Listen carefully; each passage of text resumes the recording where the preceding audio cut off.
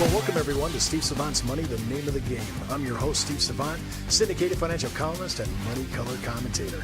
On today's show, income and expense planning in retirement, part 3 in our series on retiring right with media personality and financial consultant Alex Joyce. Welcome to the segment, Alex. Thanks, Steve. Well, this is a big one. And by the way, if you say, Steve, budget, we're talking about budget. What's essential spending? What's discretionary spending? If you say, I've never done a budget in my life, and a lot of my baby boomer brethren haven't done it, if you write me at steve@lifesizesolutions.com, I'll send you a budget, and then you can let Alex test it against their theory of what should be essential and what should be discretionary. We all have to pay bills. We do. We're not going to get away with anything here in retirement. No, so sir. got to pay the utility bill, got to pay insurances for my car, for my house, blah, blah, blah, my long-term care insurance. I still have to pay all that. So how am I going to pay for this? Now, this is what bothers me. I'm a boomer. 2018, the number one complaint all over the net watching our show was, Steve, we still have bills to pay and we had losses. Yeah. Now, how can I match that up? Yeah.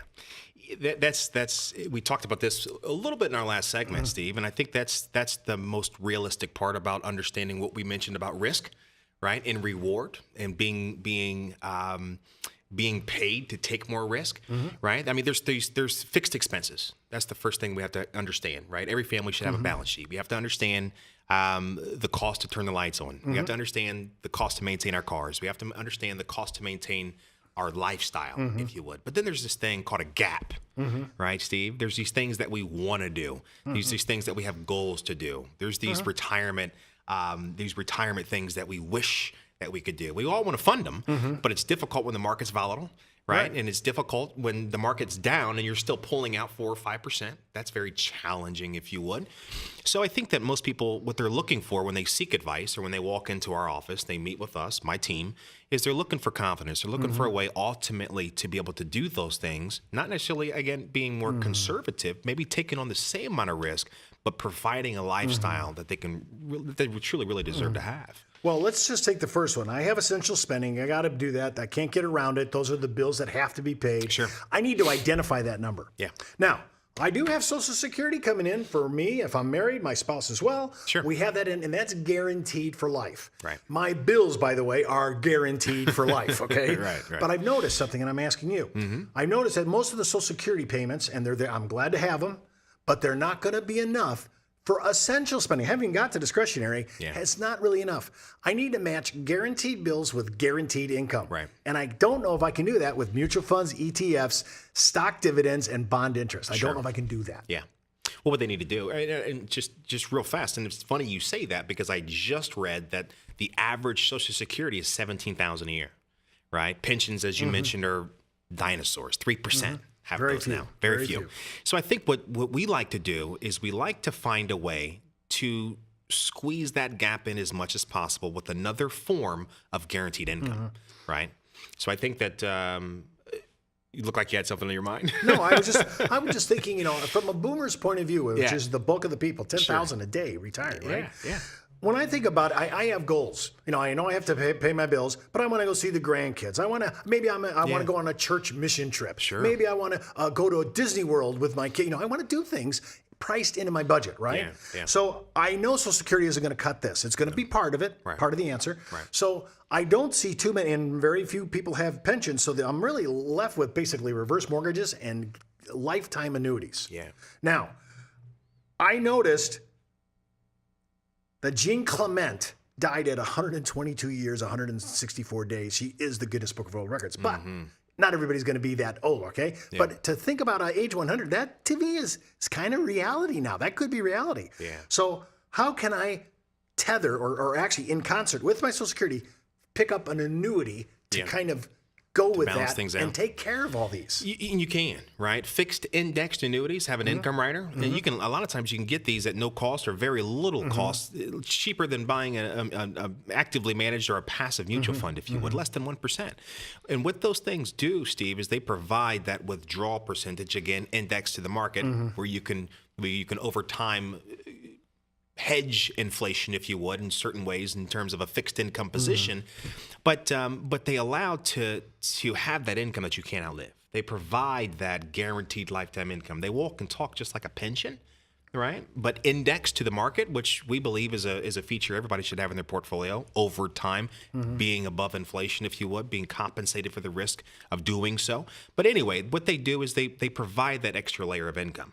They squeeze that gap together, if you will, that gap between your fixed income and the things that you want to do. There's always a bubble in between. And what we're trying to do, our biggest objective, not just our firm, but any advisor, Steve, we're trying, it should be, right? Should be, is we want to fill that gap, right? We're always looking for ways to do so in the most cost efficient way. Well, let's just make sure we underline a couple things here. There is a gap. There is a gap. Social Security's not going to cover it all. No, sir. And that's just on the essential spending, not my discretionary grandfather wants to go places, right?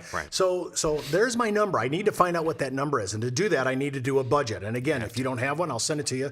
Just write an email. And keep in mind, and when we're talking about indexing, we talked about never going below zero, but also we do not participate in dividends, whether it's foreign and or domestic indices. So just to make sure we do full disclosure. Sure. Now, I have this annuity. I have this money coming in now. I figured out here's my Social Security income, and here's my joint annuity with myself and my spouse. Sure. That is taking care of all my essential and discretionary spending.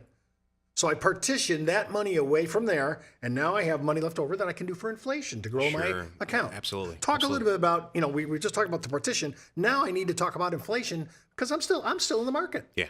As a boomer. Right. So that's the other piece, right? So now we're having a three-legged stool, right, Steve? So the other portion is hedging long-term inflation, making sure that we still have the objective of long-term growth, right? Whether that be, because the fact is, Steve, we have clients that even when the market's down, they promise their grandkids, all 5 or 6 or 7 of them, that they're going to go to Disney. You know what's going to happen? Right. They're going to go to Disney regardless, right, Steve? So our job, and it makes it even harder for the advisor, the everyday advisor, is our job where they hold us accountable for saying, hey, put that money back in my account. Can't predict the market, right? Don't have a crystal ball.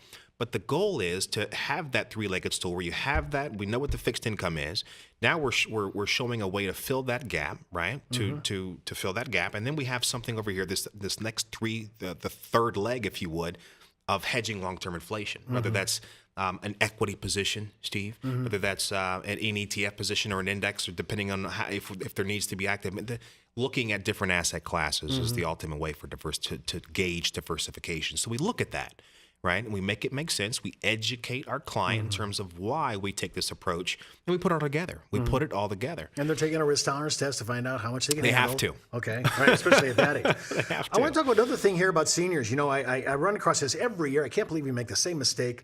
The United States ERISA code clearly says we got to take that money out at 70 and a half. There's a minimum required amount. RMD. Right. I don't know how we blow by this as seniors, where every year we have people in trouble, right? Because and it's 50% penalty, so it's nothing small to look at. No. But I also have people that don't need their RMDs. Can you talk a little about, all right, here's the warning for you people. You got to take it out at 70 and a half. All you're qualified. You got to take the minimum. But here's all those people saying, why am I taking this out? I don't really need it. I'm just paying taxes for nothing. That's true. That's true. And you're exactly right. And you put it in words that is very simple. They have to take it out. And here's the thing is when we have clients that call and says, they got a letter from us in the mail that says, you're now 70 and a half, or you're approaching, you've got to take out X amount of dollars, 3.65% at 70 and a half. And they say, why? And they're mad about it. Some clients are very upset about it. And they said, we've never had to do this before. And I've asked, well, have you been 70 and a half before? No. That's right. That's right. Right. So it isn't the option of, as you mentioned, wanting to take it out. They must. And if they don't, the IRS will penalize them 50% of the portion that should have been taken out. What should they do with those monies if they don't need that in their bank account? We do meet with clients in their 80s and 85 or even older where they have a lot of cash, right? And they're coming to us with a large bank account or savings account. And we say, well, how did this happen? It's because we're forced to take this money out of our qualified accounts, our IRAs. Recently, we had a client that says, well, we're going to take the money out, we can turn it right back around and reinvest it. And that is what should happen, Steve. That's what should happen if they don't need that extra cash, if you would. They should reinvest that RMD. Now, I noticed that the code changed about 8 years ago that allows clients to forward under this qualified, I think it's qualified longevity annuity contract. Yeah, QLAC. They could shove this all the way out to 85 if they don't need it. Yeah, they can. And that's very... You don't hear about it much. No. We do talk about it. We educate our clients on it, right? Taking some of that qualified money and deferring to age 85, called a QLAC, Qualified Longevity Annuity Contract. They can't do that. We've done a lot of that in terms of RMD planning. We are constantly giving our clients guides, if you will, because one thing we didn't mention is that RMD is going to grow at age 70 and a half to 3.65% all the way up to age 101. And they will extend that, right, Steve? Because people so far we're at 105. So, there you go. So it's challenging, but they must take out more and more and more. Pay me now or pay me later. Well, we have to be aware of these things. That's how you retire right. Listen, don't forget to watch our next segment on the longevity impact on retirement, part 4 in our series on retiring right. And keep in mind, before moving forward with any of the ideas on our show, always check with your tax consultant, legal counsel, or your financial advisor. You've been watching Steve Savant's Money, the name of the game. Oh my